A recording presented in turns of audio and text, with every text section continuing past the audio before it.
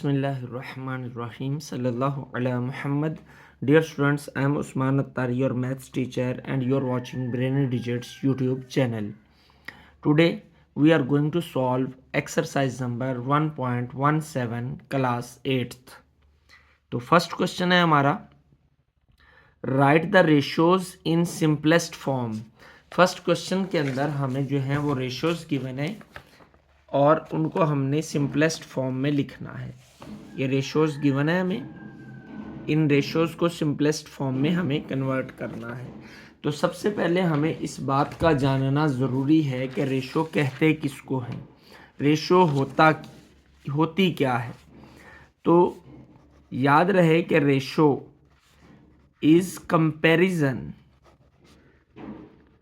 Ratio एक तकाबुल होता है बिटवीन टू क्वांटिटीज।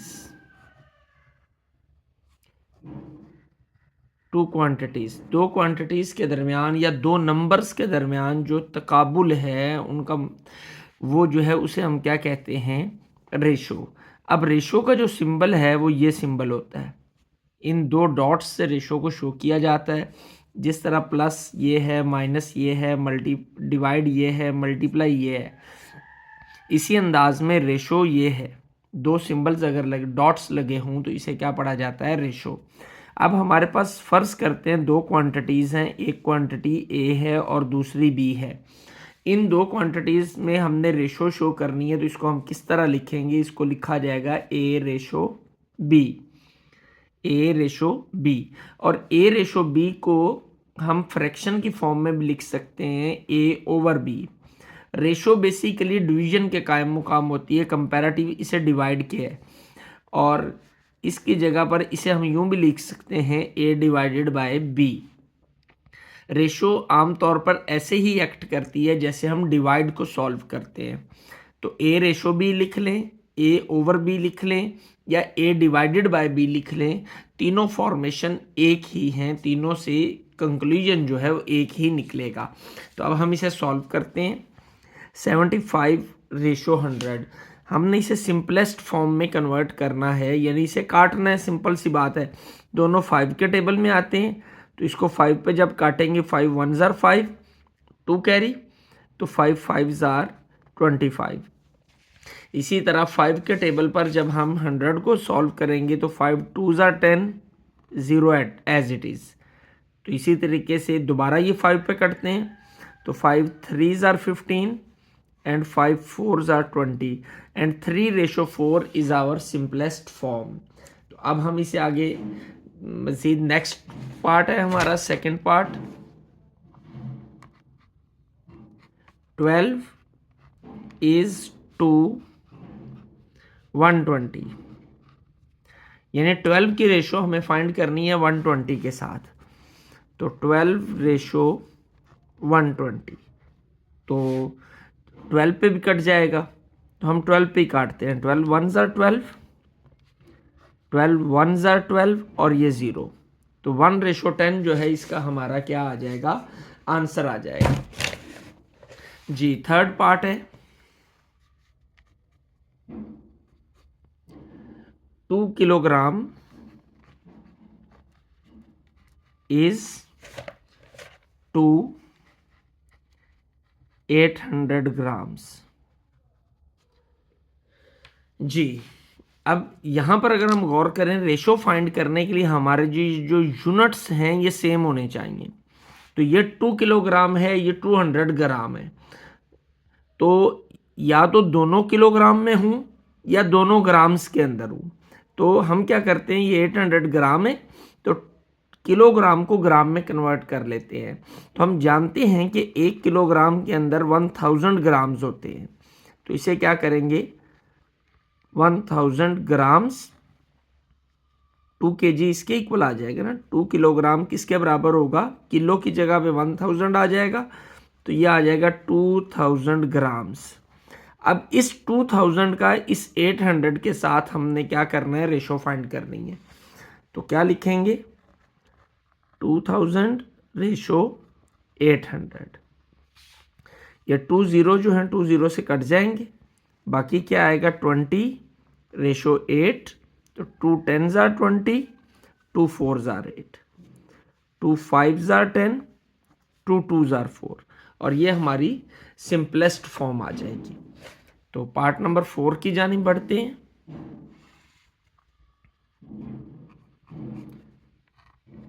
5:2/3।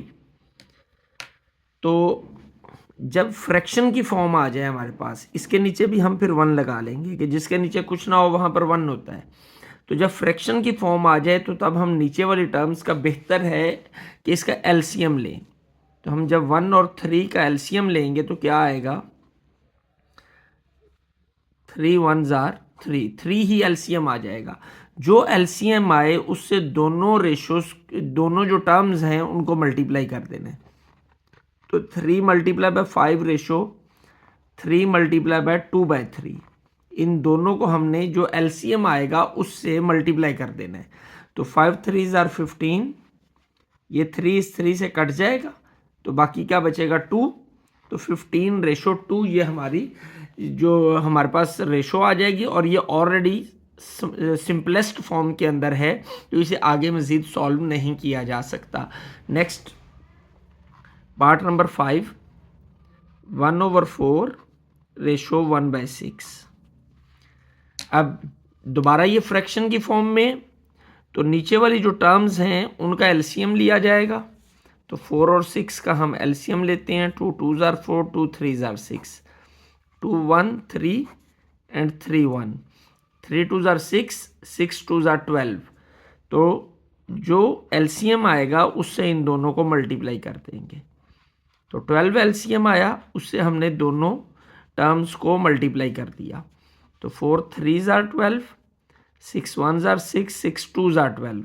यहाँ पे क्या बचा 3 रेशो, इधर 2 1s are 2। तो ये सिंपलेस्ट फॉर्म के अंदर ही है, हमें इसे मज़ीद सॉल्व करने की ज़रूरत नहीं। पार्ट नंबर 6,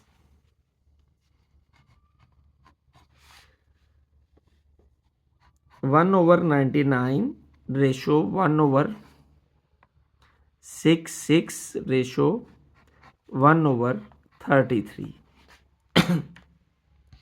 जी, अब हमें इनका एलसीएम फाइंड करना है। तो 99, 66 और 33 का एलसीएम फाइंड करते हैं। तो 3 के टेबल पे 3 3s are 9, 3 3, 3 2 3 2, 3 1 3 1। तो किस पे जाएगा अगेन 11 पे, 11 3, 11 2, 11 1। तो ये हमारे ये जो हैं हमारे प्राइम नंबर्स आ गए। तो 11 3s are 33, 33 3s are 99, 99 multiply by 2 तो आ जाएगा 198। तो एलसीएम हमारा कितना निकला 198। जो एलसीएम आया उससे इन तीनों को हम मल्टीप्लाई कर देंगे।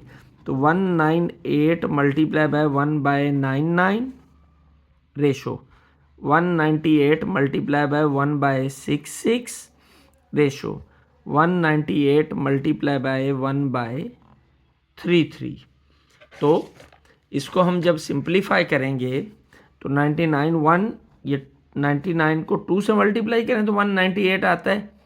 66 1 और ये क्या आ जाएगा 3, 66 मल्टीप्लाई बाय 3 198 और 33 मल्टीप्लाई बाय 6।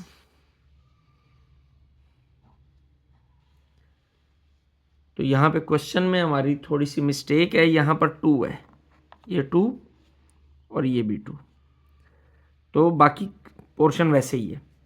तो ये 2 1s are 2 ratio 3 1s are 3 ratio 6 2s are 12।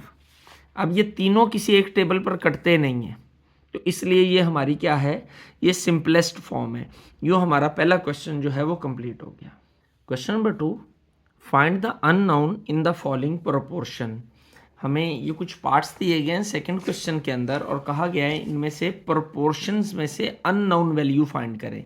ये एक प्रोपोर्शन गिवन है। तो क्वेश्चन को सॉल्व करने से पहले सबसे पहले हमारे लिए ये जानना ज़रूरी है कि प्रोपोर्शन कहते किसको हैं। अब प्रोपोर्शन जो है the relation of equality of 2 ratio, कि दो रेशो के दरमियान बराबरी का जो ताल्लुक है, द रिलेशन ऑफ इक्वलिटी, बराबरी का ताल्लुक ऑफ टू रेशोज, दो रेशोज के दरमियान, is called proportion. It is denoted by this sign, 4 dots. 2 dots अगर आए कुछ इस अंदाज में तो ये क्या होता है, रेशो. लेकिन अगर यही 4 डॉट्स हो जाएं तो ये क्या होता है, प्रोपोर्शन. किस तरह जी, ये प्रोपोर्शन. प्रोपोर्शन का जो सिंबल है वो 4 डॉट्स होते हैं. और दो रेशोज के दरमियान इक्वालिटी रिलेशन, दो रेशोज सपोज करते हैं, एक रेशो हमारे पास ए रेशो बी है और एक रेशो है सी रेशो डी. ये दो रेशोज हैं हमारे पास. इन दोनों के दरमियान में अगर ये वाला साइन आ जाए तो ये टोटल जो है ये हमारा, इसे हम कहते हैं प्रोपोर्शन. ये क्या कहलाएगा, प्रोपोर्शन. और प्रोपोर्शन में दो वैल्यूज होती हैं जो बाहर की जानिब होती हैं और दो ये इंटरनल वैल्यूज होती हैं. ये जो बाहर वाली वैल्यूज होती हैं इनको हम कहते होते हैं एक्सट्रीम्स, और जो ये अंदर वाली वैल्यूज होती हैं इनको नाम दिया जाता है मीन्स का. मीन्स, अंदर वाली मीन्स और बाहर वाली दोनों वैल्यूज जो होती हैं ये क्या कहलाती हैं, एक्सट्रीम्स. तो एक फॉर्मूला जो है वो होता है प्रोपोर्शन का कि प्रोडक्ट ऑफ एक्सट्रीम्स ये बराबर होता है किसके, प्रोडक्ट ऑफ मीन्स के. यानी एक्सट्रीम का प्रोडक्ट बराबर किसके होता है, मीन्स के प्रोडक्ट के. तो हम कह सकते हैं कि a मल्टीप्लाई बाय डी बराबर होगा किसके, b multiply by c. Product multiply करने को ही कहते हैं. तो a multiply by d is equal to b multiply by c, यानी product of extreme is equal to product of means. अब अगर हम इन क्वेश्चंस इस पे गौर करें तो ये भी हमारी एक प्रोपोर्शन है, दो रेशोज हैं और दरमियान में ये साइन है तो ये प्रोपोर्शन ही है. तो प्रोपोर्शन के अंदर ये 12 और 6 हमारे क्या हैं, एक्सट्रीम्स. p और 3 क्या हैं, मीन्स. तो हम फार्मूला अप्लाई करते हैं हमारा कि product of extremes is equal to product of means. तो एक्सट्रीम क्या क्या है, 12 और 6, यानी 12 multiply by 6 is equal to p multiply by 3. हमने फाइंड क्या करना है, अननोन वैल्यू. तो अननोन क्या है हमारे पास, p.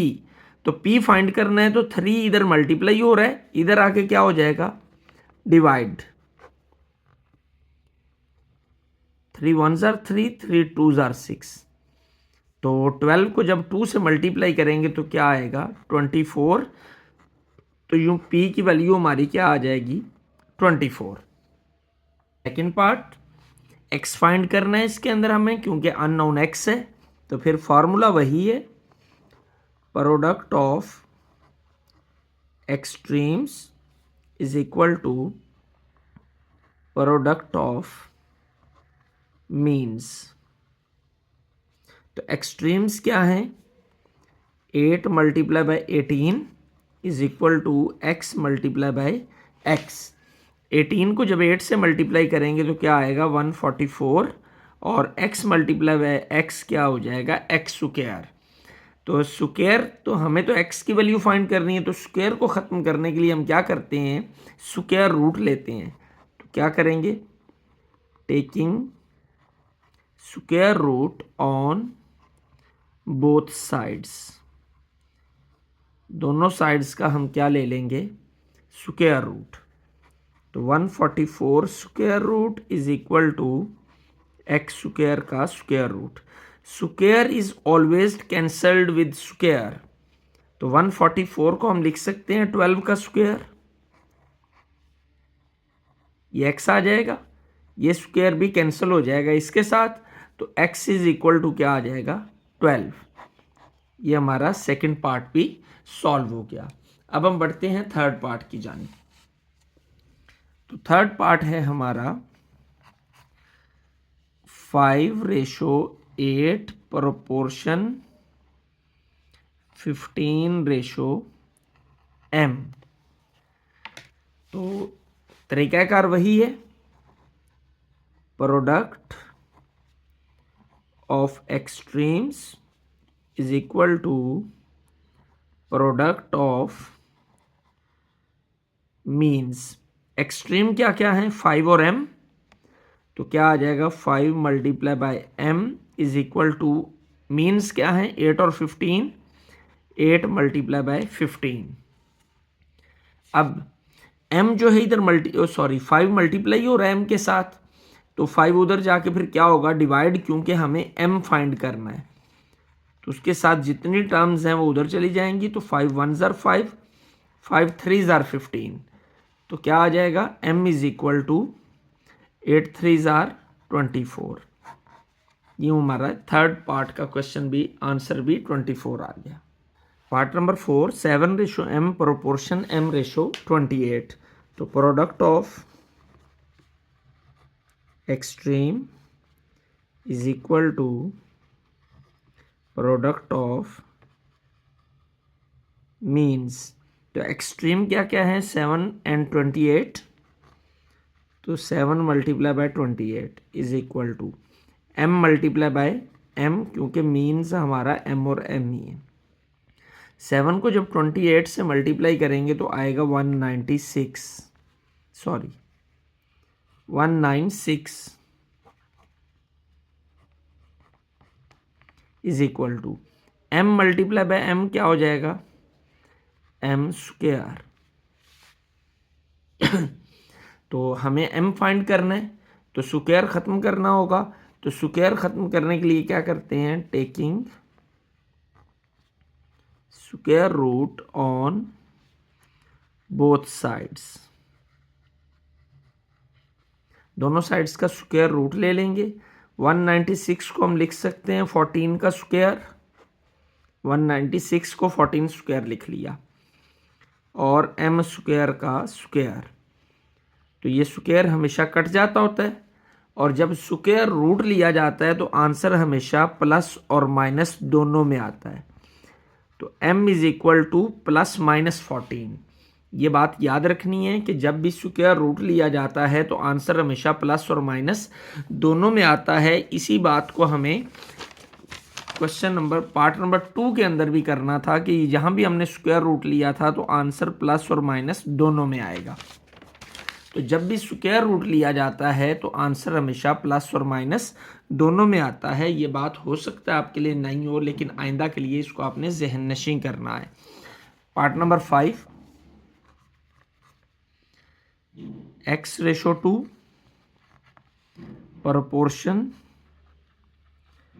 150/100। Product of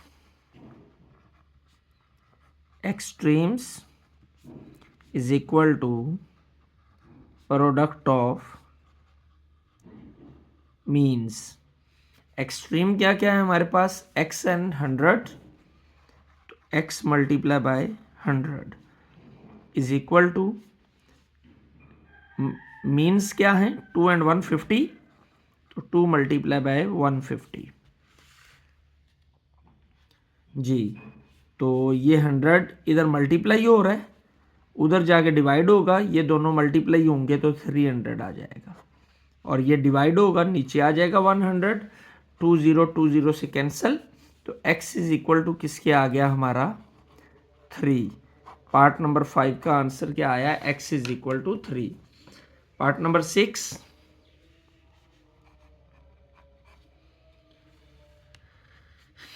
8/12 proportion 6/y। अंदाज वही, तरीक़ाकार वही। Product of extremes is equal to product of means. तो एक्सट्रीम क्या क्या है, 8 एंड y, तो क्या हो जाएगा 8 multiply bye y is equal two means क्या है 12 एंड 6, तो 12 मल्टीप्लाई बाय 6।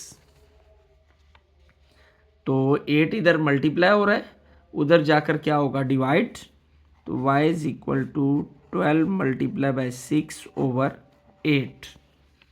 तो 2 3s आर 6, 2 4s आर 8, 4 1 4 3। तो y किसके इक्वल आ जाएगा हमारा 3 मल्टीप्लाई बाय 3 9। तो यूँ अननोन y की वैल्यू हमने फाइंड कर ली और वो कितनी आई 9।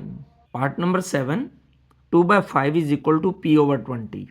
अब हमें यहाँ पर किसकी वैल्यू फाइंड करनी है, हमें p की वैल्यू फाइंड करनी है क्योंकि p अननोन है हमारे पास। तो फिर p के साथ जितने भी नंबर्स हैं वो दूसरी जानिब जाएंगे। तो 20 इधर डिवाइड हो रहा है, उधर जाकर ऊपर क्या हो जाएगा मल्टीप्लाई। तो 2 multiply by 20 over 5 is equal to p। तो 5 1 5 4 ज़ार 20। तो 4 को जब 2 से मल्टीप्लाई करेंगे तो 8 आएगा। तो p किसके बराबर आ जाएगा 8 के। इसको हम ऐसे भी लिख सकते हैं और ऐसे भी लिख सकते हैं, जैसे मर्जी लिख लें। Part number 8,